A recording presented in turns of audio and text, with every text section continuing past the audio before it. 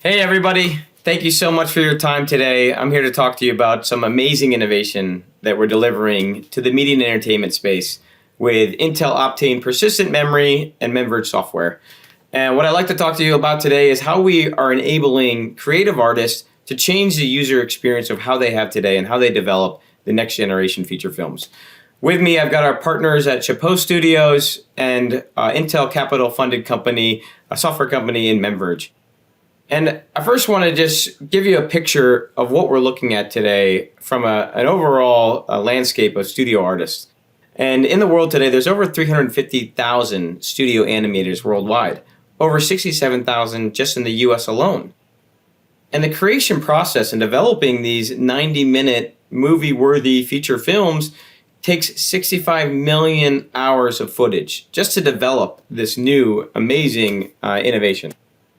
And the creator's experience really has remained the same since 1972 when we created the first CGI computer animated hand design to today when we're developing incredible movies like Loki.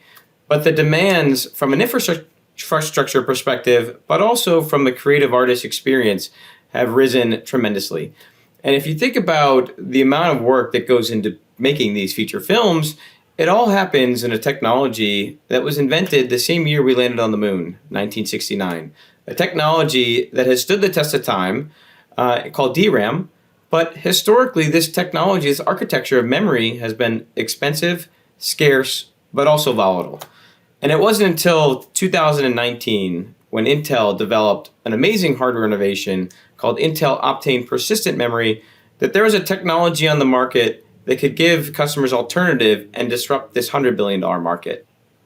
And what Optane is doing is giving customers a much larger memory tier, greater than 3 to 4x the amount of memory available to them in a workstation or server today, but also at half the cost per gigabyte, driving tremendous economics, but also enabling persistence capabilities in the memory tier for the first time. So as these new CGI films are coming out and as the demands from the memory architecture are becoming so much greater, we're looking to change that creative artist experience to develop better movies, faster movies at higher quality than ever before. And with me today, we've got our partners at Chapo Studios. I'd like to introduce Ben to talk a little bit about what that creative artist process is today. Thank you, Andrew. My name is Ben Loram. I'm with Chapo Studios. It's a visual effects company turned technology company over the past 10 years in Los Angeles. And I've been thinking about a lot of our client needs. They bloat and expand incredibly fast. They come in the door and they ask for 5 commercials, and it turns out that they need 155 commercials in half the time. So what that does is it puts tremendous amounts of production stress on our artists to be able to turn around and iterate real fast. So if we need to get months worth of work done in weeks, we need to basically be able to rely on software and hardware solutions that allow us to just completely churn and churn and churn. At the same time, I want to make sure that our artists can actually go home, get a full night's rest, so we don't have diminishing returns. Because one of the shortcomings for the past 20 years in visual effects is crashes, where artists basically stand up, they lose their flow, their creative flow, and it's hard to get their butts back in seats. So now, with being able to utilize the software solutions for creating iterative snapshots, it allows us to quickly keep the flow of work still moving forward at a higher level. It's not just about the projects bloating and like needing to just deliver more stuff, but like when we get to these edge case scenarios where clients just want to do something that's never been done before, it just takes a really long time to load this stuff, especially when you get to these 6K, 60 frames per second, 8K, or like one of the deliverables we did was like a 20K by 2K because of just the weird place it needed to exhibit on. And so whenever you do get a crash, it's then got to reload everything and get you back to where you were. And these things can be very complex sometimes. So it can take a long time to first get into your scene and then as well get into the place you were at when you lost your spot with a crash. And again, yeah, this feels like us a lot of the times where we start working and we're all like excited to do everything. And then we start getting into the apps and the weeds of it. And because it's bleeding edge, we're on beta stuff or applications where the pipeline workflow hasn't really been worked out yet. And so constantly dealing with brand new things and trying to get everything working the way it's supposed to. And that's fun to work on. Like some of these workflows we do, it's like you bang your head against the wall long enough that like the wall breaks down, and then you finally eventually get to where you need to go. And it's those like 10 minutes where everything works the way it's supposed to. That is like what you kind of live for. And like for me, why it kind of keeps me coming back to these types of crazy projects that we get. But the thing that takes away from is you lose the stability a lot of times. And that is a huge thing that slows down. So anything that we can do to get additional stability back on our machines is definitely something welcome when we're in these types of workflows. And again, just like this, we're dealing with applications that every day, for what I do, or one of the things I do at the company is artists will come to me and be like, hey, I found this new app. Can we install it? Like, let's make it work. And we have maybe never heard of it before. So it's just constantly trying to like, okay, let's try this app. That doesn't work. Let's try something else. So the system state is always in flux, and it's very difficult to really tie down exactly what your system needs to have access to because it's constantly changing. That is a screen that every artist dreads to see. Because depending on, some of these artists are very organized and they can get back into project quickly, and they may not have lost that much data because they've been very militant about how they're saving and how they're dealing with stuff. Other artists can execute very well, but maybe not the most technically gifted in organization, all that type of stuff. So these types of things can cause a lot more issues. And then they're coming to me basically when this happens, be like, hey, I lost everything. Can you fix it for me? And most of the time the answer is, well, let's open up where you were and hopefully everything's not lost.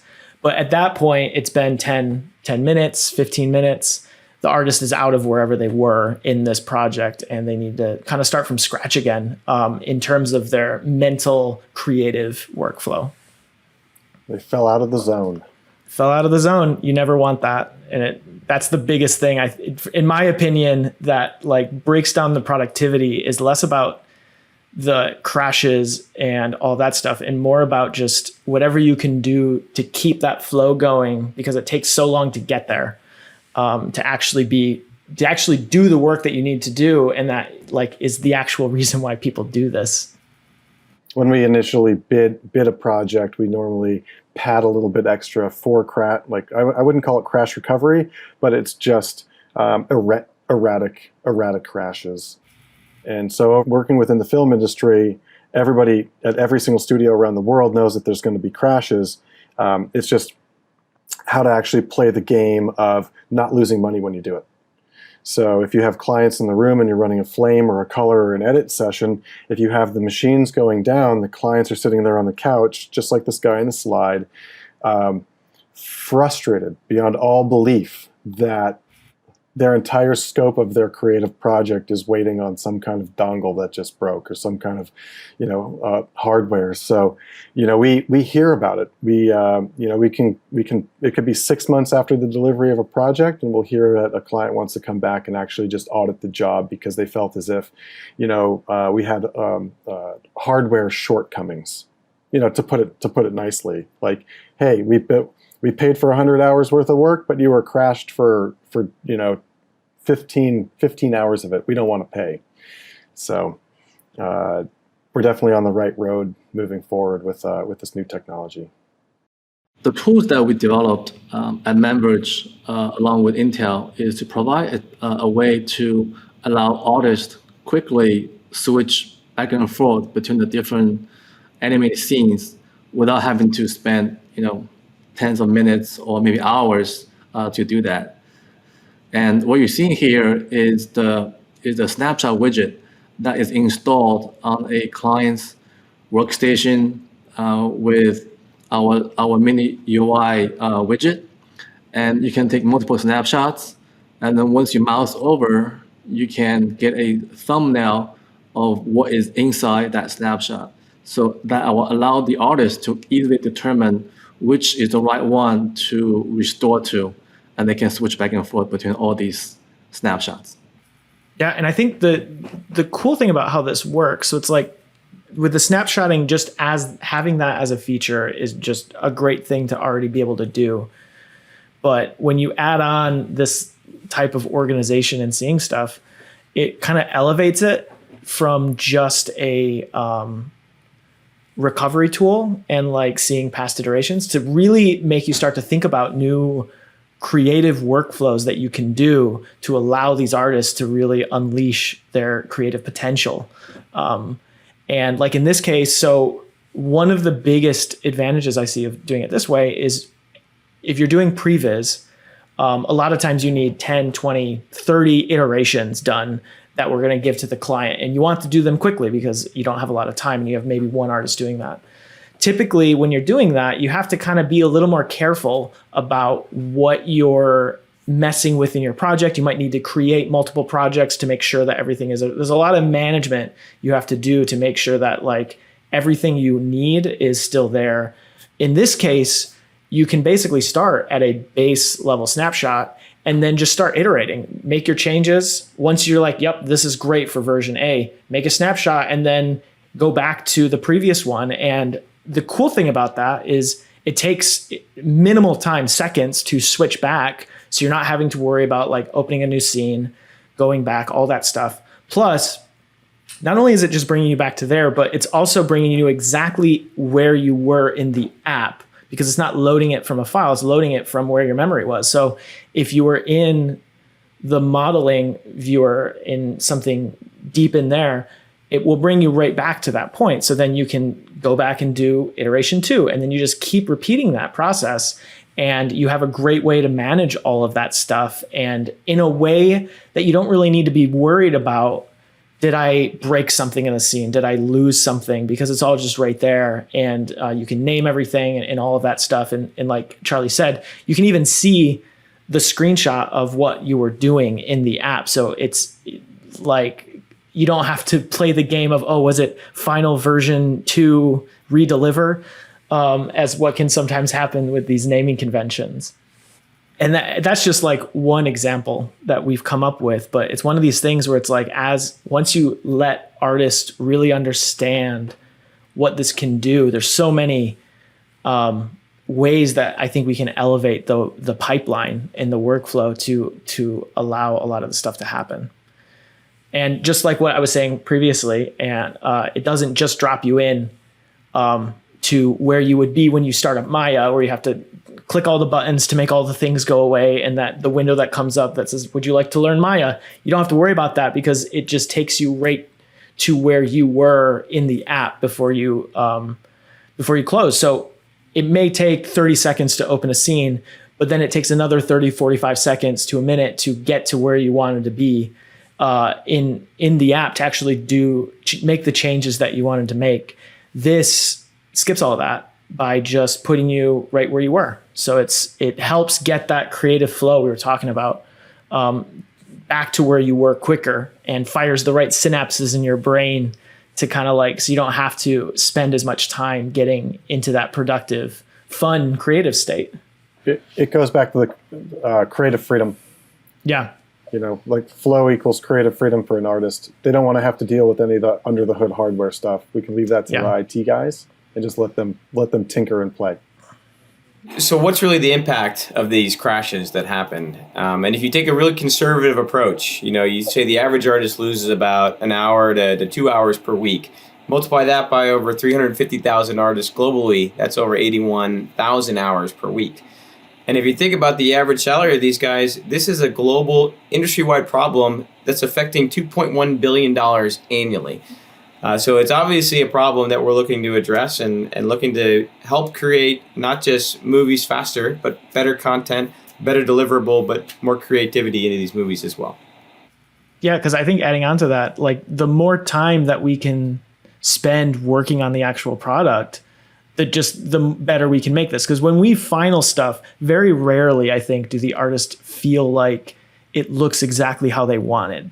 There's always more we could do. There's always more that they want it to do to make it look better. And so the less we have to deal with the cumbersome technology that just is a part of the game, the better we can just make creative. So the technology we brought to the market is a combination of hardware and the software. So hardware being the Optane, Intel Optane persistent memory, and the software being the MemVerge memory machine software. And then we call that overall big memory computing.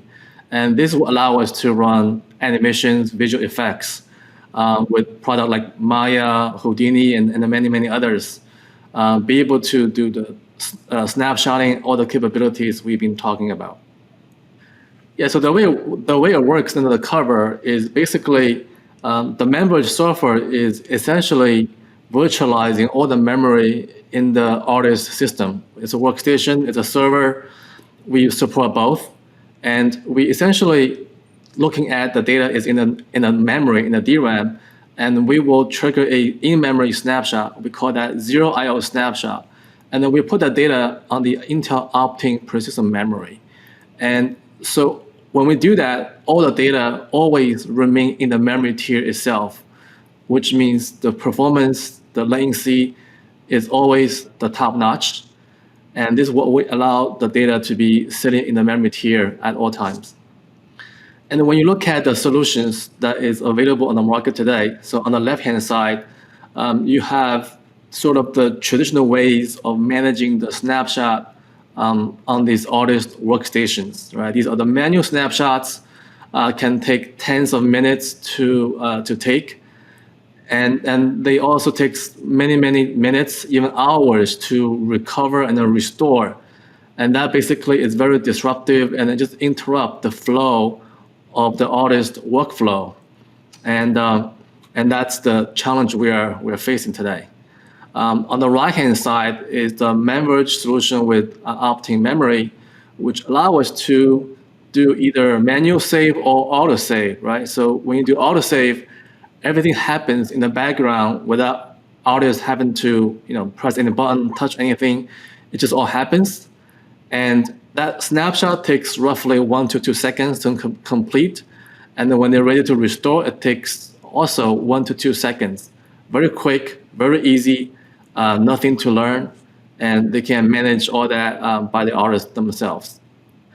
So when you have a animated scene opened, you can switch back and forth between the different texture, different colors. You can rename them by leveraging these in-memory snapshotting capabilities using our software. So when you choose to go back to a previous scene or a previous point of time, you simply press one button that will take you back to a previous point, leveraging our snapshot capabilities. And that happens pretty much instantly. So what you're seeing here is a animated motion post that was from a feature film. It's called Tai Chi, and this animation was loaded into the memory. This is the Autodesk Maya, and once it's loaded, the artist can making changes to it, and then when they encounter some difficulties or they want to make some changes, they can quickly double click on that camera icon you see on the upper right corner, and that will allow them to take a manual snapshot, right? Once they take a snapshot, they can name it to anything they like. That will give them the point in time for them to recover to later on. The Tai Chi was a relatively simpler animation. This is somewhat more complex.